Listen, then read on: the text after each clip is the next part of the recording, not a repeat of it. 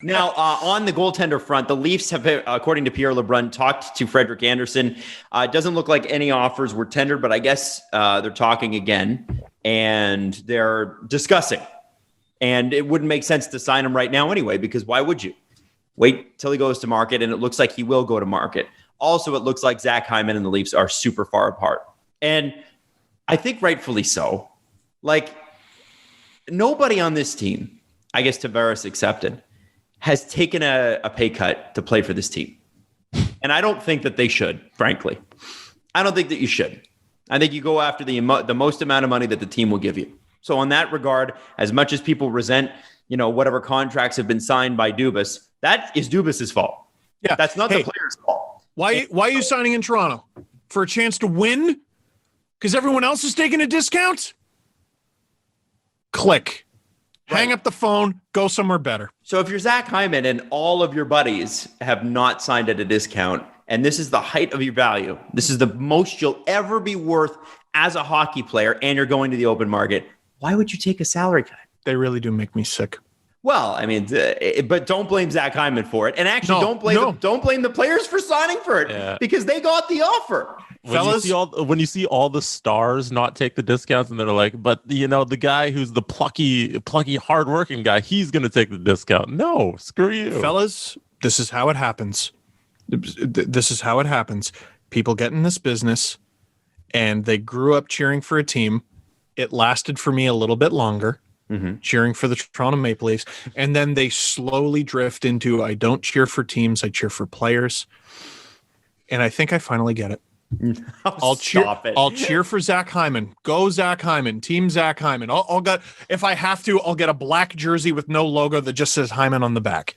And I'll cheer for him wherever he goes. I got to tell you, real close to the end of the rope here. Jesse, the Toronto Maple Leafs. You still a Leaf fan? Yes. Yeah. Okay. Me too. I don't under the rope for what, Steve? Yeah. Yo, man. Leafs? I hate them. Everything goes south next year, and Dubas and Keefe get fired, and they trade everybody. I'm still going to be a Leaf fan, and so are you. Right. Just let's see who else is up. Who's the next Owen Power?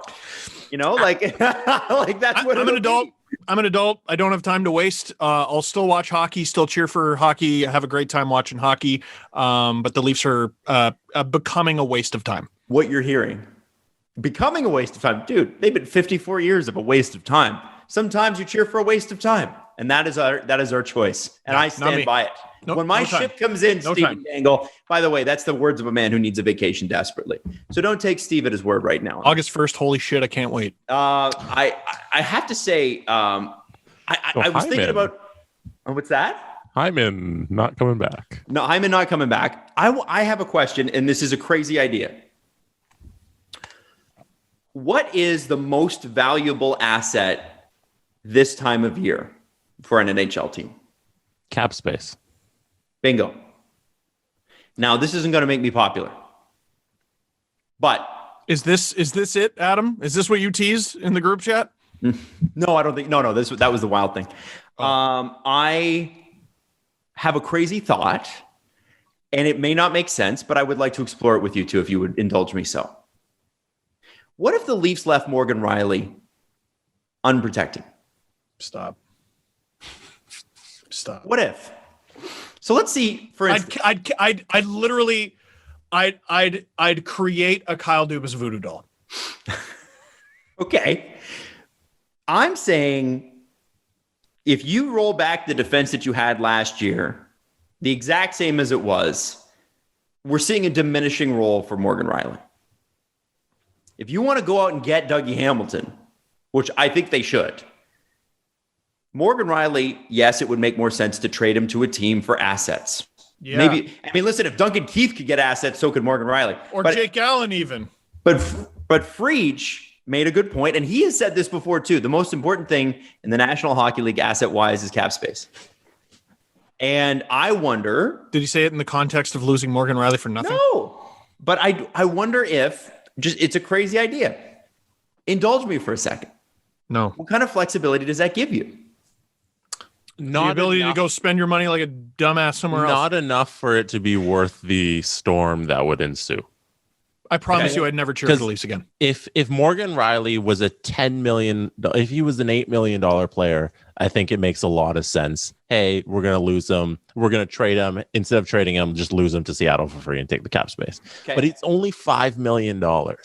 I feel like that's such a tradable asset. You might as well not lose it for free. So this is my thing then. We know that the Toronto Maple Leafs do not trade pending free agents. Did you hear how I was in a good mood 5 minutes ago? We're just talking about hockey. Hey, just talking hockey with my friends. Hey. And now you bring up the Leafs and I hate it. So here's the thing. We know that the Leafs do not trade pending UFAs. What have we seen? Hyman's going to walk. Anderson's probably going to walk. We saw Van Riemsdyk walk. We saw Bozak walk. We saw all of these players for nothing. Because correct, Adam. They do not do the things that smart hockey teams do. You're absolutely right. They believe that keeping their players is kind of their trade deadline acquisition, where, hey, we're going to make this run for the playoffs. We're going to hold on to our guys, and that's our get for the trade deadline. Sick to my stomach. One day somebody's going to do a report on the amount of assets the Leafs could have gathered to support this young team with players they could have traded away a year before they expired. Genuinely. If we've learned anything. What's that? I was sick to my stomach. If we've learned anything. I hate these guys. From watching the Leafs, it's that you should probably do it. You should probably dump these guys before. Yeah, from Terry and not Koshan, lose Leafs them for nothing.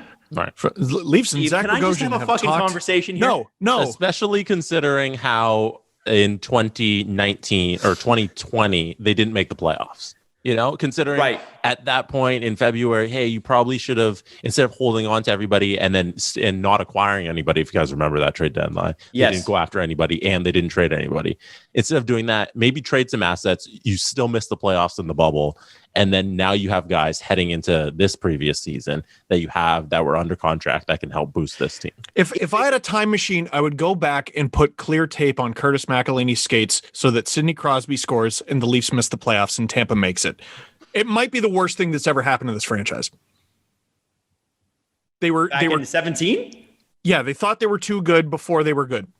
And it set them back a decade. I don't think that they did. I think that they had a philosophy of own rentals, which is a bullshit philosophy unless you've got someone coming off LTIR like Tampa, like with Kucherov. This whole idea that you make your team better by holding on to the same players. No, you make your team the same. Yeah. And at a certain point, you need to trade current wins for future wins. That's how you have to look at it.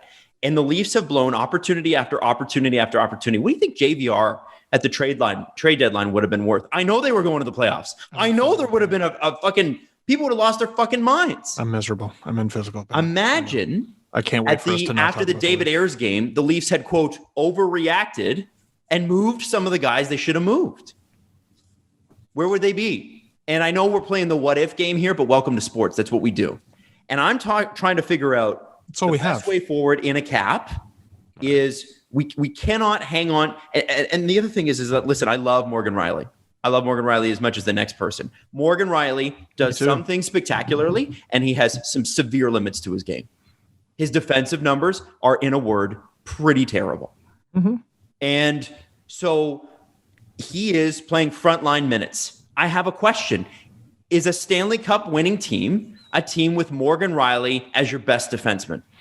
He was great in the series against Montreal, and it didn't matter. They sucked anyway. So. Right. So I ask you the question. Garbage Is a Stanley Cup winning team a team with Morgan Rielly? Because Morgan Rielly at his best is not ever going to be Dougie Hamilton. Is not ever going to be Alex Pietrangelo. He's not. So my point is, even at Morgan Rielly's ceiling, going into his prime, which is where he is right now, he is not going to be one of those players. He is what he is, and he's a great player. But is he what they need? And I'm not convinced that he is. I'm just not. Rielly gives it to Hyman, gives it to Kadri. And I give myself to the ocean. I think there's a lack of foresight that we've seen from this management team in the last couple of years. What are you talking about? They signed Matthews to 5 and Marner to 6. Lack of foresight. What are you talking about? Tavares to 7. What are you talking about? They're walking into free agency. Everybody. What are you talking about? They don't get rid of their pending UFAs, and the guys they do acquire, like Foligno for a first this year. You think like, hey, that first round pick is such a big asset, and we spent it to lose in the first round, and it seems like there's no building towards the next thing. It's always, hey, what's right in front of us, what's within the next couple months, then we're going to make deals towards that.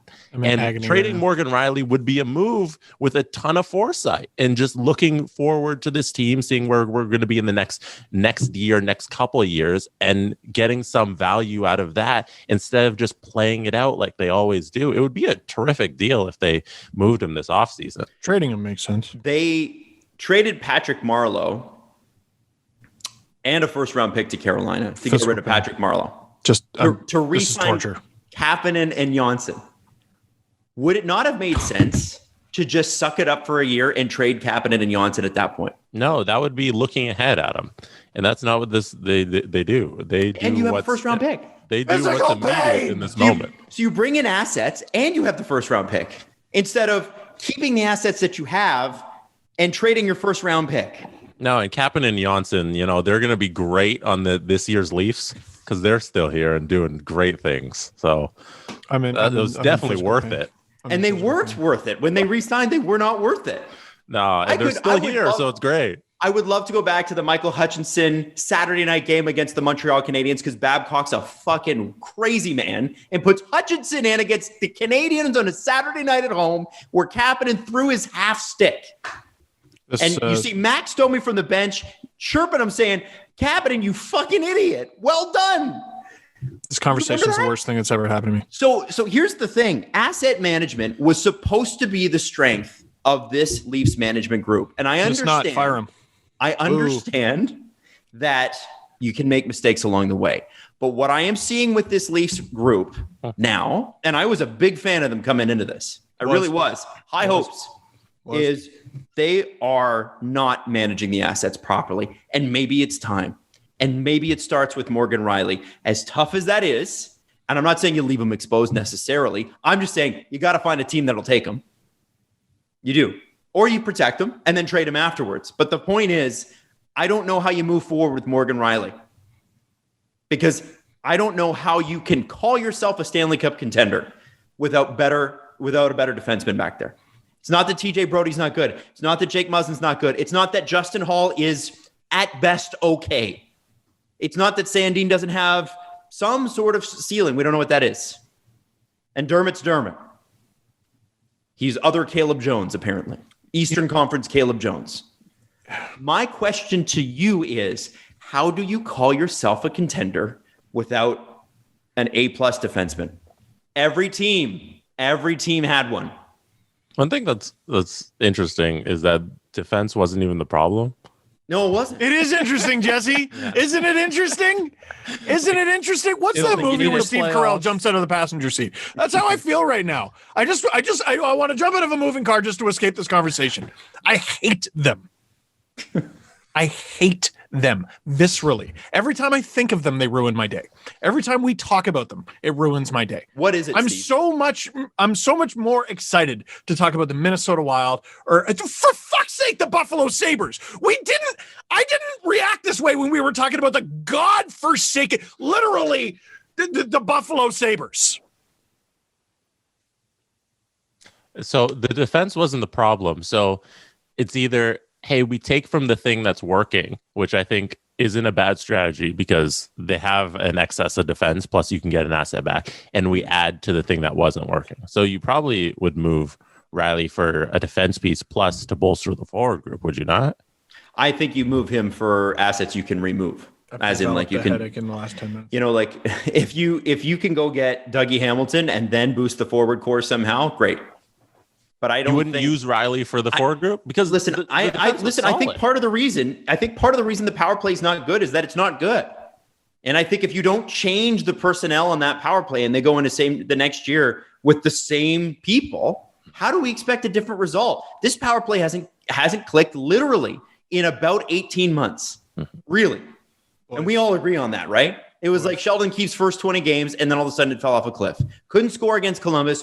Couldn't really score last year on the power play, especially like this past season, especially towards the end. Could not do it against Montreal. Now, other teams had problems with that too, but the Leafs have enough money up front, you would expect that. I am saying, can you see a Stanley Cup win from a team with Morgan Rielly as its best defenseman? And I don't think I can. Adam, bud, let me save you a lot of time. Okay. Here, I'm ready to join the conversation now. Okay. Let me save you a bunch of time.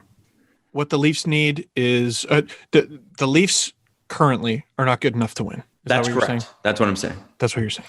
Which means they need change, correct? That's right. Significant change, would you say? Well, they haven't significantly changed anything. And we've had first round, not made the playoffs, first round. So you agree they need significant change? Round. Yeah, I would agree. I would think. Yeah. Kyle Dubas has already verbally committed to no significant change. We can and we will. He's going to go down with his guys, rightly or wrongly. And this spring, he will either be right or fired.